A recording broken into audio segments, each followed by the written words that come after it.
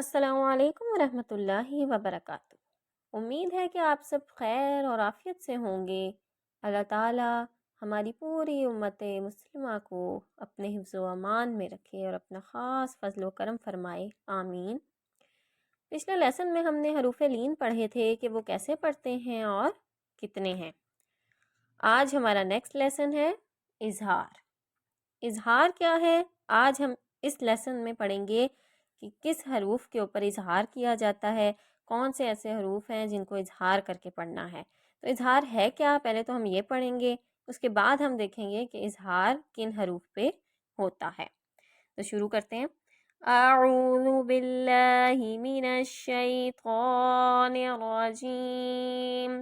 बिस्मिल्लाहिर रहमानिर रहीम। इजहार का मतलब होता है कि गुन्ना करे बगैर पढ़ना। ठीक है, यानी किसी भी हर्फ को गुन्ना करे बगैर पढ़ने को इजहार कहते हैं। अब हम ये देखेंगे कि किन हरूफ के ऊपर इजहार होगा। सबसे पहले ये देख लें कि मैंने आपको अपने स्टार्टिंग के लेसन में हरूफ हल्की पढ़ाए थे कि वो 6 हैं। हमज़ा, हा, आइन, हा, गैन, खा। ये 6 हरूफ हल्की हैं। तनवीन क्या होती है? 2 ज़बर 2 ज़ेर 2 पेश। और नून साकिन क्या होता है? नून पे जज़म हो। तो जब तनवीन यानी कि 2 ज़बर 2 ज़ेर 2 पेश या नून साकिन के बाद हरूफ हल्की आएँ तो नून को ज़ाहिर करके बिला गुन्ना करके जल्दी से पढ़ेंगे, उसको इजहार कहते हैं। दोबारा बता देती हूँ। जब 2 ज़बर आ गए और या 2 ज़बर आ गए या 2 ज़बर की जगह नून के ऊपर जज़म हुई, ठीक है। हमारे पिछले हर्फ के ऊपर 2 ज़बर हैं फ़र्ज़ करें और अगले हरूफ हल्की के अलावा हैं कोई, ठीक। आगे आगे जो हमारे पास हरूफ आ रहे हैं वो हरूफ हल्की आ रहे हैं, ठीक है। तो हम यानी कि फॉर एग्जांपल 2 ज़बर है, आगे हमज़ा आ रहा है, तो हम उसको ज़ाहिर करके पढ़ेंगे, उस पर गुन्ना नहीं करेंगे।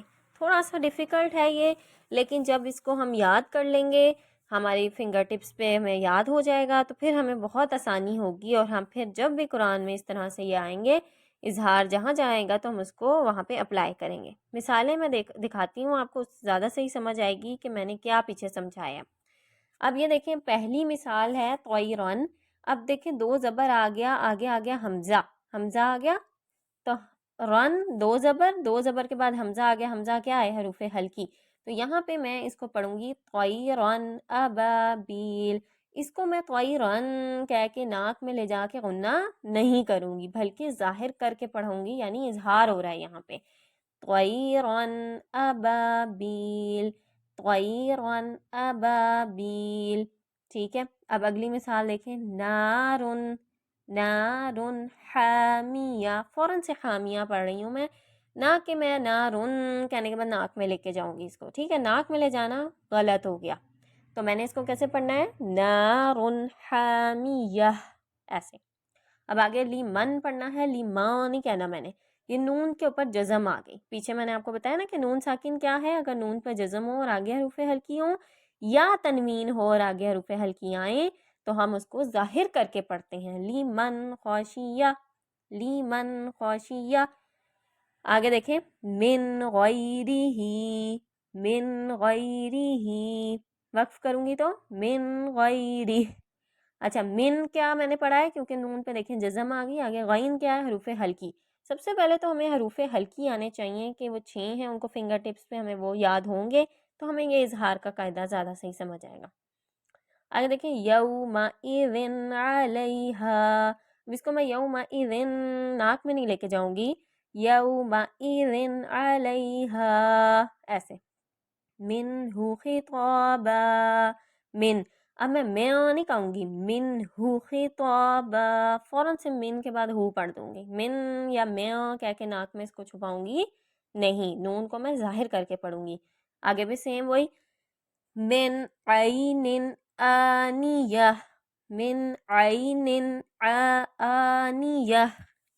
मिन ज़ाहिर हो रहा है क्योंकि आगे आइन है, आइन क्या है? हरूफ हल्की। फिर निन क्यों ज़ाहिर हो रहा है? क्योंकि आगे हमज़ा आ गया। मिन आइनिन आनिया, आनिया, ठीक है। तो आज के लेसन में हमने सीखा कि इजहार क्या होता है और किन हरूफ पे इजहार किया जाता है। दोबारा रिपीट कर रही हूँ कि अगर हरूफ हल्की आए, किसके बाद आए?